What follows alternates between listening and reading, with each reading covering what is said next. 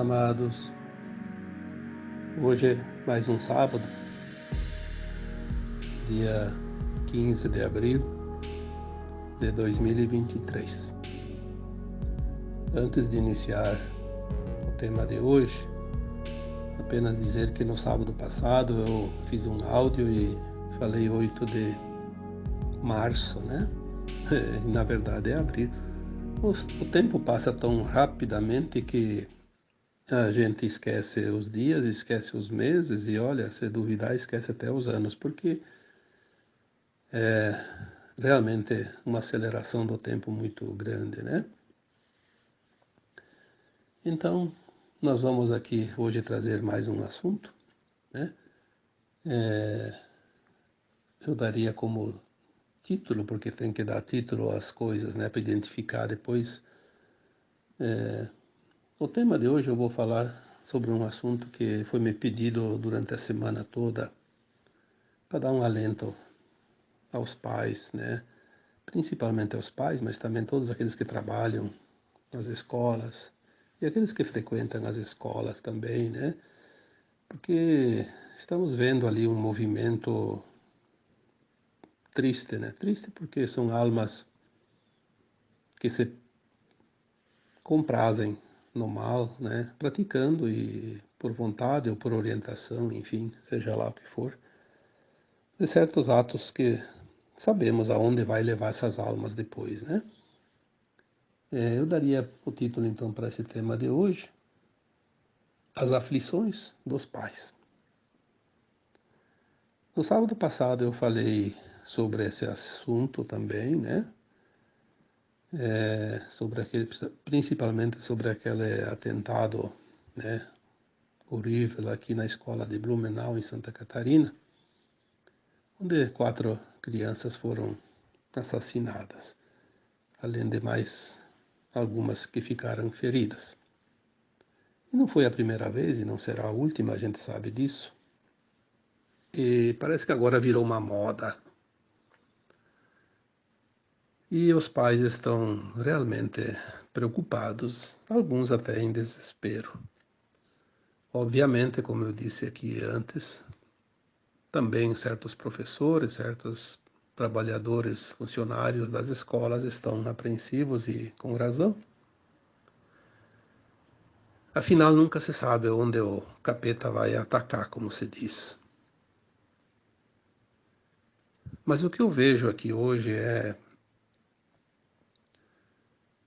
aquilo que nós já estamos trazendo aqui através de não só áudios, que os áudios começaram aí em janeiro de 2022, mas os textos que tem aqui praticamente 10 anos, né? Não sei quantos mil textos, eu nunca contei. Talvez tenha lá em torno de 2.000 textos. Mas em 2016, 17, nós estávamos já recebendo informações de que muita coisa iria acontecer no final dos tempos. As verdades, as revelações, as máscaras que cairiam, a desconstrução, a reconstrução, tudo isso que nós estamos vivendo agora é o tempo final de um grande ciclo que foi anunciado há muito tempo, até o próprio Cristo disse há 2.000 anos atrás, né, que esse tempo chegaria. A separação do joio e do trigo, como foi dito tantas vezes, ela não está acontecendo, ela já aconteceu. Nós não vimos a contagem dos grãos, mas ela já aconteceu. O que nós estamos vendo agora é cada um olhando o outro lado, a outra linha de tempo. Nós vemos aquela outra linha indo embora. E vemos uma outra linha que a gente pensa que está certa, pelo menos acreditamos nisso, né? Temos consciência disso, que é a linha do bem. Vamos seguir a linha do bem. Porque ninguém está enganado. Se tudo é uma frequência, a frequência que determina. Não há uma escolha, eu quero, eu quero. Não vai resolver querer. Ou tu tem frequência ou não tem frequência. E aquelas almas que não têm frequência da nova Terra, não tem mais nenhuma preocupação com as coisas, não tem nenhum pudor em mostrar que é mais ou menos, que tem uma certa fachada de bondade, de caridade. Não, eles fazem de propósito. Agora vou mostrar quem eu sou, vou mostrar a verdadeira face, vou mostrar todo o mal que ainda está dentro de mim. É isso que eles estão fazendo. Seja lá quem for, não só aqueles que atacam as escolas, aqueles que atacam qualquer coisa. Qualquer pessoa, seja pobre, seja rico, seja influente, seja um desconhecido, tudo vai ser revelado. Porque agora, se foi feita a separação do joio e do trigo, é óbvio que nós vamos ver uma montanha de trigo, uma montanha de joio. Está tudo reunido, né? Por isso é visível. Enquanto andava tudo misturado, estava meio confuso, mas agora não. Aquele monte é trigo, aquele outro monte é joio. E como é que vamos ver? Dessa forma, nas manifestações. Cada lado vai se manifestar. Então, o joio e o trigo foi separado, e o tempo agora é de juntar o monte, todos os grãos. Já estamos vendo as duas linhas de tempo, que são as duas montanhas. Muitas pessoas, eu posso dizer até que eventualmente podemos ver pessoas muito conhecidas ou até dentro do quadro de amizades e parentesco, alguns marmanjos aí bem barbados, porque são pessoas que sabem o que estão fazendo. Até se vangloriando, porque eu vou lá e faço, porque eu quero fazer, achando que isso vai trazer para ele dividendos, visibilidade, vai trazer um grande problema, principalmente porque a alma dele vai ser jogada lá num planeta bem inferior para aprender. E, na segunda hipótese, também pode ser jogada numa cela de prisão, porque nós sabemos que hoje as autoridades sérias, porque tem também aquelas que nem sei por que estão nos seus cargos, mas as autoridades sérias, e graças a Deus são bastante, nós sabemos que hoje existe uma inteligência dentro das organizações policiais, né? Que não vai ficar, ninguém vai tagarelar ali numa rede social e achar que não vai ser descoberto. Vai, sim, vai. Não tenha dúvida que vai. E vai responder. Porque agora virou moda.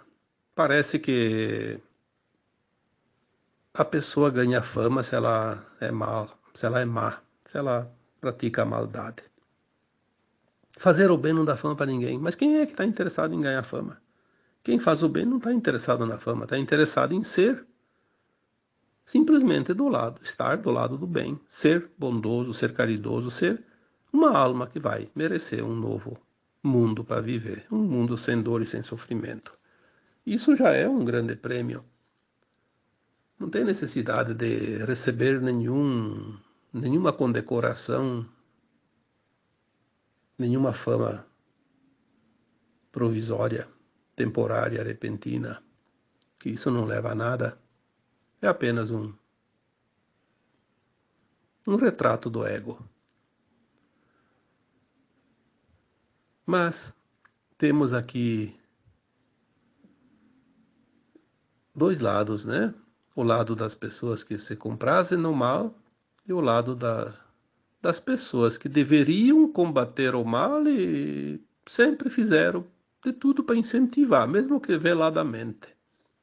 Claro que aquelas pessoas, aquelas autoridades, setores de mídia, setores de ideologias, enfim, seja lá o que for, tem em todo lugar. Aqueles que realmente trabalham na surdina, escondidos por trás das cortinas para que essas coisas aconteçam, têm os seus interesses. Mas eles vão ter o desprazer de receber o veredicto na hora exata, na hora final. Destino da sua nave, planetinha,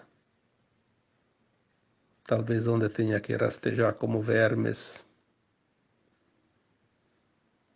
nos subterrâneos da Terra, porque a superfície talvez seja irrespirável. Ninguém passa o que não precisa passar, ninguém paga o que não deve. Mas a justiça divina é justa. É só isso. Simplesmente é justa. A cada um segundo suas obras. Essa frase é do próprio Mestre, que veio aqui para nos deixar os recados, as mensagens. Então, a grande dúvida e o grande questionamento e a preocupação demonstrada agora nesses últimos dias, até muitas pessoas me pediram para falar sobre esse assunto, eu até pensei, não é um assunto que você abre a boca e você fale assim, do nada, é preciso, no mínimo, ter alguma orientação que venha de fora de nós, porque nós somos limitados. Alguma coisa que nos dê tranquilidade, paz, segurança.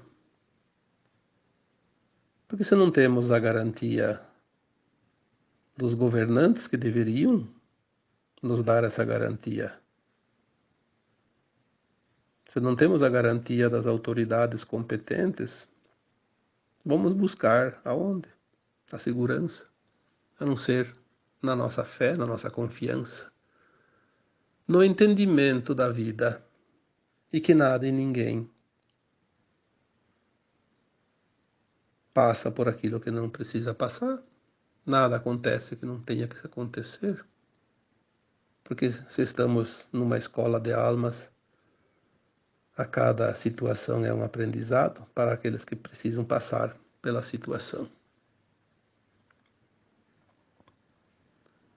Todos esses anos, aqueles textos que eu citei antes, muitos sempre trazem algo para consolar as pessoas, dar um pouco de confiança, dar ânimo, coragem, fé, determinação, posicionamento, enfim, se aprumar nessa caminhada que ainda é turbulenta, porque ainda estamos terminando o grande ciclo da terceira dimensão do mundo de provas e expiações.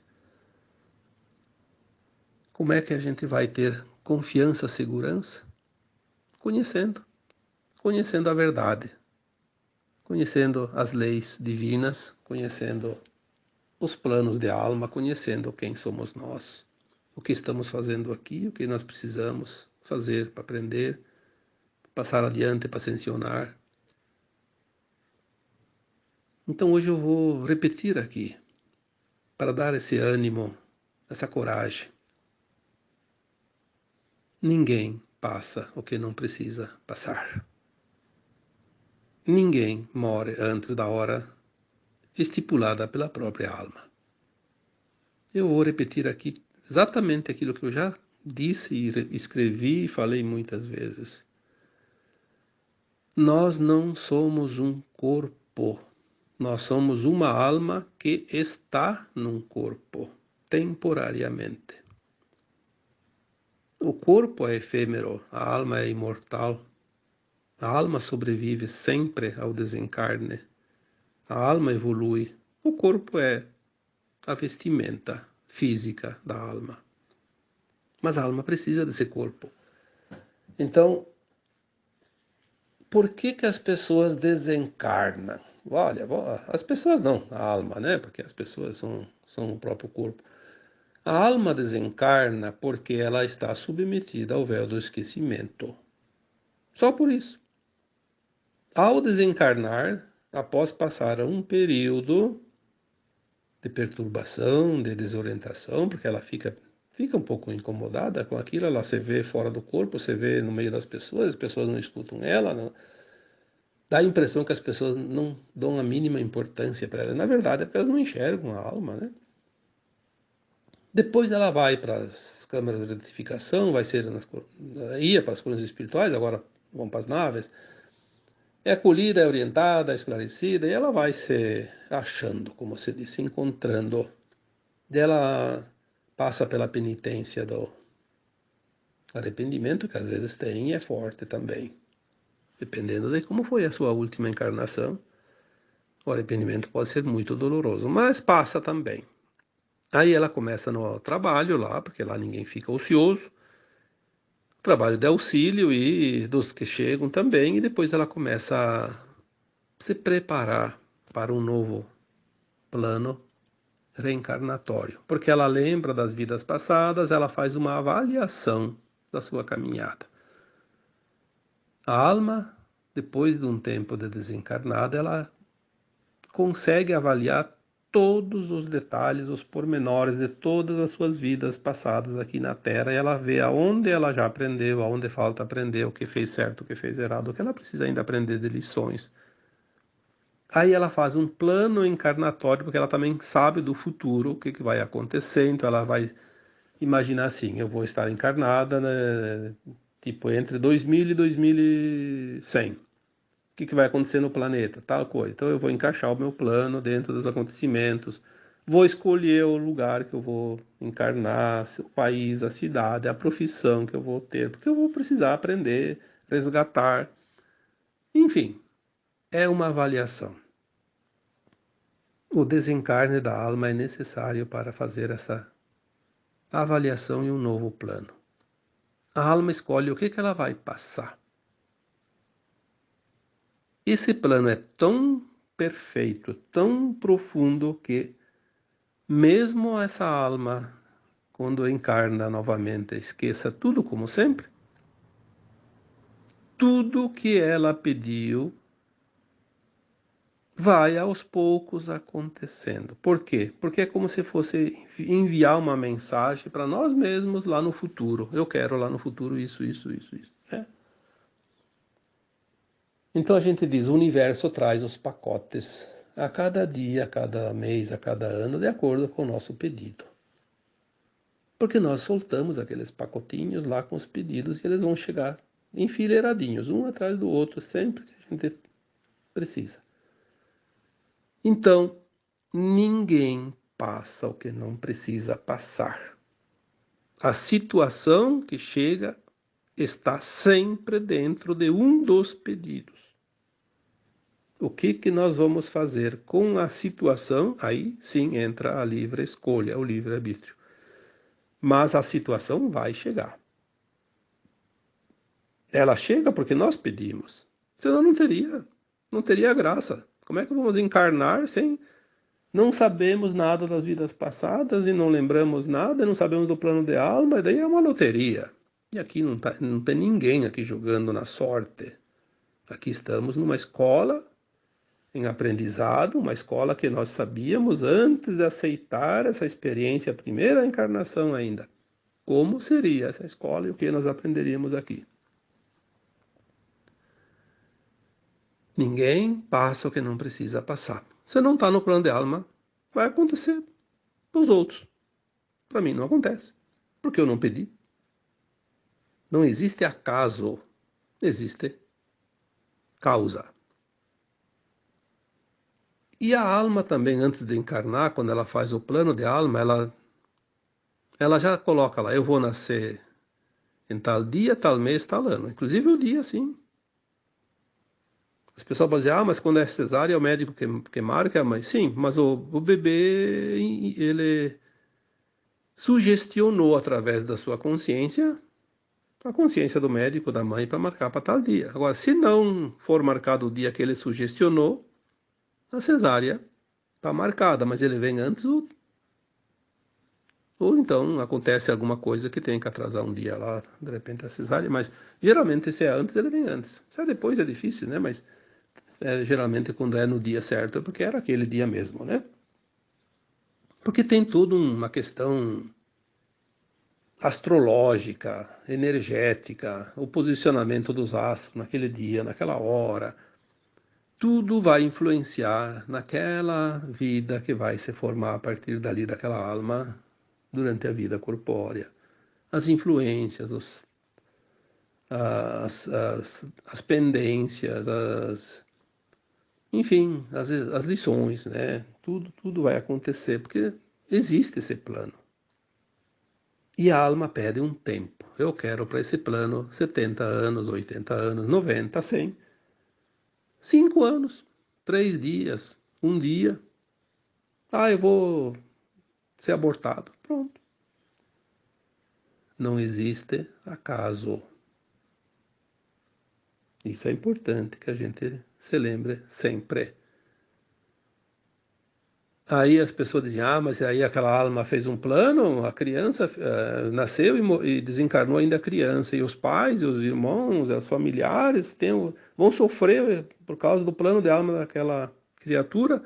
Sim, mas eles também tinham um plano de alma deles, que eles iam ter um filho que ia passar por essa situação e eles iam sofrer. Não existe plano individual quando é família. Existe um plano coletivo. Ninguém passa o que não precisa passar, lembre-se disso. Nem o pai, nem a mãe, que perdeu aquele filho ainda em tenra idade, passaram por acaso aquela situação de dor. Eles escolheram o filho lá antes deles encarnar, né? No plano de alma, que aquela criatura, aquela alma, viria como filho e iria passar por isso, porque tem uma razão. Tem um plano lá, um porquê. Existem planos perfeitos. A perfeição é a palavra que define todos os planos de alma, porque cada plano de alma faz parte do plano maior, que é o plano divino para a humanidade da Terra. Então, o que nós queremos dizer aqui é que as pessoas se aquietem, sosseguem o coração, busquem a paz da certeza que o plano divino é maravilhoso, é o melhor que pode acontecer para cada um. Porque se não se entender isso, vai se sofrer desnecessariamente. Quantos milhões de alunos tem só no Brasil, por exemplo? 30, 40, 50 milhões, sei lá, 60. E vai, sim, acontecer de vez em quando, 1, 2, 3, 5, 10, né?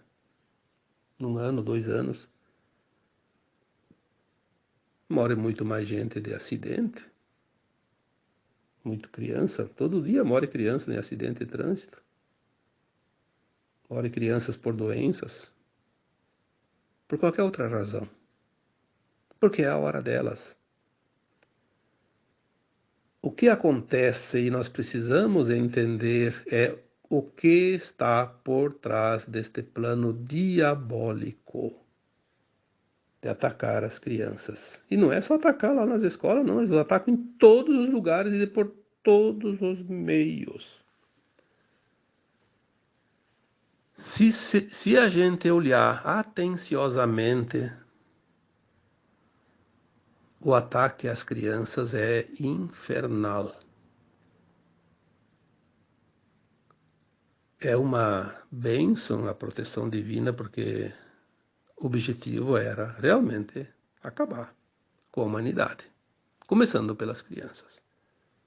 De todas as formas e por todos os meios possíveis e imagináveis. Os ataques às escolas é mais um, apenas um. Porque daí é mostrado, é divulgado intensamente, criado uma situação horrorosa, e aí aquela coisa, aquela comoção coletiva, e aí todo mundo entra no pânico, porque tudo tem um objetivo, e o medo é a maior arma hoje, utilizada ainda contra a humanidade. O medo paralisa, e seja um homem, seja um animal, quando está paralisado pelo medo, não precisa nem nada para amarrar ele, segurar ele, porque controla ele. O medo é uma forma de controle. Você controla uma humanidade inteira através do medo. Uma pessoa domina uma humanidade através do medo. Se todos entrarem no medo. Graças a Deus que o medo não atinge 100% das pessoas, porque senão seria uma calamidade. Atinge sempre um grupo aqui, um grupo ali, e não consegue, por quê? Porque existe um plano maior também que permite ou não permite certas coisas. Então, vai até onde é permitido. Ninguém passa a linha da permissão divina. Ah, quando as pessoas começam a entender isso, que liberdade, que libertação. Querem nos meter medo.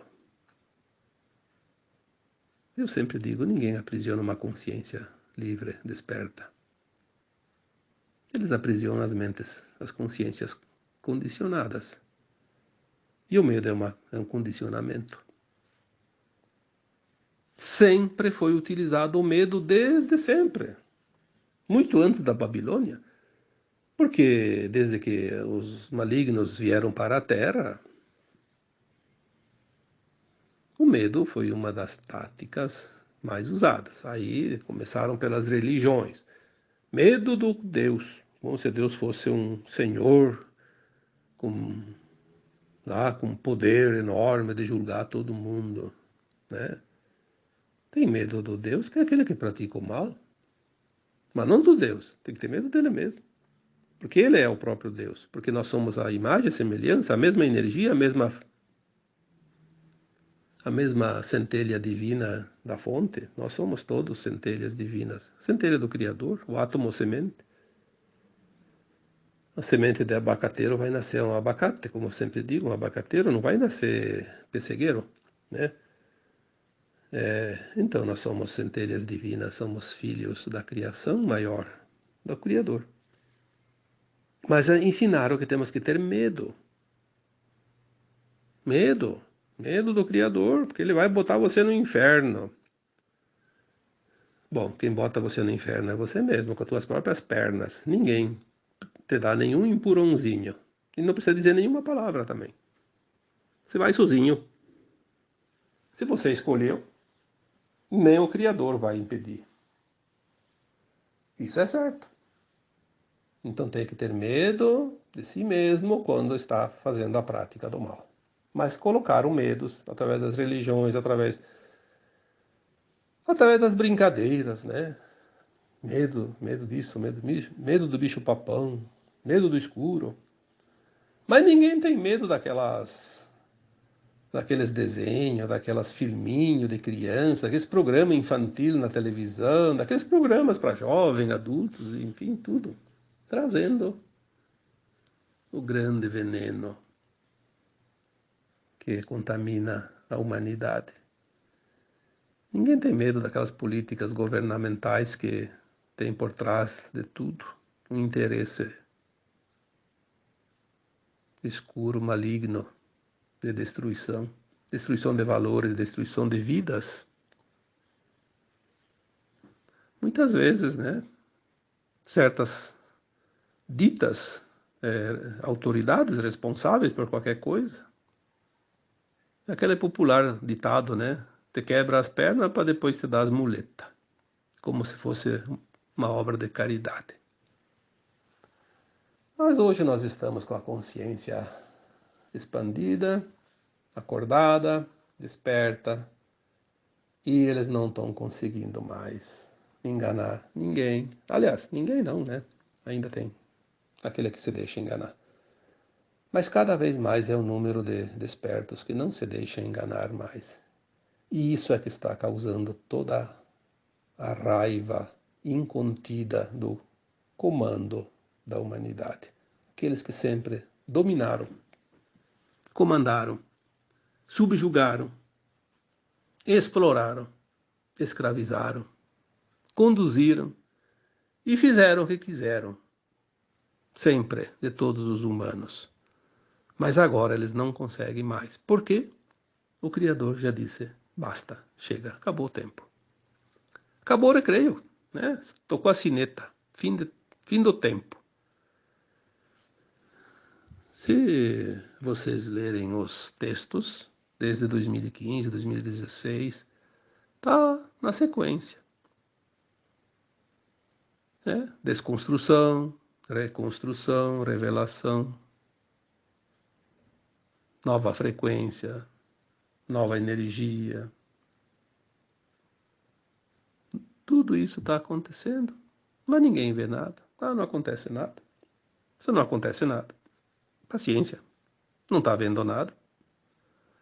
Nós não podemos abrir os olhos daquele que dorme, ele vai ficar incomodado.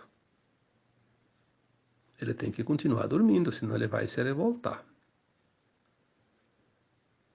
Mas aquele que precisa acordar, ele agradece quando a gente liga a luz para ele e acorda e diz, está na hora, vamos. São as situações. Então, para finalizar este áudio hoje, eu diria para as pessoas que têm crianças nas escolas, não só criança, tem até, começa agora, vão atingir também lá nas faculdades, não se preocupem. É todo um esquema. Quem tem filhos na escola, principalmente os pequeninhos, né? Quem tem pessoas que trabalham nas escolas, como professores, como serventes, né? Não se preocupe. Não dê energia para esses. É exatamente isso que eles querem, que você dê a tua energia. A frequência do medo, uma energia das mais baixas que existem no planeta. Porque eles precisam se alimentar. Confia. Não vai acontecer nada. Se a tua criança fez um plano de alma de desencarnar aos 5 anos, aos 10 anos, ela vai ter uma razão. Se não for para a escola, vai acontecer que vai estar brincando em casa, vai bater a cabeça na quina da porta, lá não sei aonde, cair da escada. Ou vai sair para ir para o mercado e na primeira esquina vê um maluco lá e bate no carro e tá lá de carona. Não adianta. Nós temos um plano de alma. É isto que nós precisamos entender e só isto basta para que a gente mantenha a confiança, a alegria da vida. Porque a frequência da alegria ela é tão alta quanto a frequência do amor e da gratidão. Então eles querem acabar com essa frequência elevada de amor, de gratidão, de alegria, porque é a força contrária para eles. É óbvio, é só olhar as coisas e entender um pouquinho, não precisa fazer muita conta, não. Basta olhar a lógica. E a lógica qualquer analfabeto tem. Porque é uma coisa inata, uma coisa da percepção. Vamos olhar a partir de agora com outro olhar. Vamos mostrar quem é que está com a força verdadeira. Vamos mostrar quem é que está, de fato, concluindo o seu aprendizado nessa escola. Quem vai ganhar o diploma?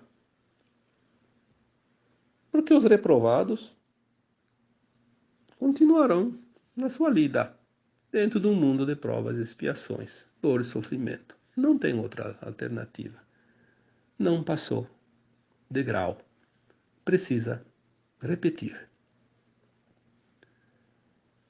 Mas ao mesmo tempo, vão levar progresso para aqueles planetinhas bem atrasadinhos, né? Vão levar progresso, porque a consciência pode ser meia distorcida, meia torta, meia ruim, como se diz, mas tem um pouco de conhecimento, né? Vai sempre levar um pouco de... Mesmo que esqueça sempre cada existência naqueles mundos, mas tem a intuição. Que um dia já sabia fazer e pode fazer de novo. Descobrir uma coisa que vai ajudar no progresso daqueles mundos ainda atrasados. Então, a partir de hoje, vamos pensar nessas duas coisas que eu tanto repeti e vou dizer de novo aqui. Ninguém passa o que não precisa passar, aquilo que não está destinado para ele. Mas nem que a vaca vá para o brejo, como se diz. Não adianta. Não passa, porque não é preciso. Ninguém morre antes da hora a não ser pelo suicídio. E o suicídio é uma vontade de cada um. Ninguém tira você do teu plano de alma. Ninguém tem esse poder. Quem teria esse poder seria quem está acima de nós, o próprio Criador. E eles respeitam isso. Então, onde está o medo? O medo é uma imposição, uma crença que somos expostos, né, ao adversário, ao mal. Não é verdade. Nós somos o que somos. Somos uma consciência. E essa consciência somos nós. E nós temos o direito, claro, de fazer o que nós quisermos. Mas vamos arcar com as consequências de cada escolha. É o livre-arbítrio. Mas tudo está dentro de um plano de alma. Até aquele que faz o mal tinha dentro do plano de alma, olha, eu vou lá para passar pela prova. Ele não fez o plano para fazer o mal. Ele fez o plano que ele tinha a prova. Ele seria testado, colocado em prova, em teste. E aí veio o teste e ele não passou. Mas ninguém faz um plano de alma para vir aqui fazer o mal. Não agora no final de um ciclo, porque no início sim, lá tinha, agora eu vou lá, vou passar pela experiência de ser o bandido em tal coisa. Na outra vida ele vinha, passava pela experiência de ser um mocinho. Né? A dualidade, mas agora nesses últimos milênios, todas as almas que estão prontas estão sendo testadas, só isso. Está pronto? Vai vir a situação para você cair na cilada do mal. Você vai superar? Tudo bem. Aí você está pronto. Não superou? Ainda não está pronto. Precisa de mais lições. Então, é assim que está a humanidade agora. Vamos manter a confiança no plano divino, porque o plano divino é simplesmente perfeito. E o nosso plano de alma se encaixa como uma pecinha num quebra-cabeça, neste plano maior. Compreendendo isso, a nossa vida fica muito mais leve e podemos realmente viver na alegria, porque a alegria é filha da confiança e da fé. Agora, eu encerro este áudio deixando um abraço de luz para cada um de vocês. Namastê.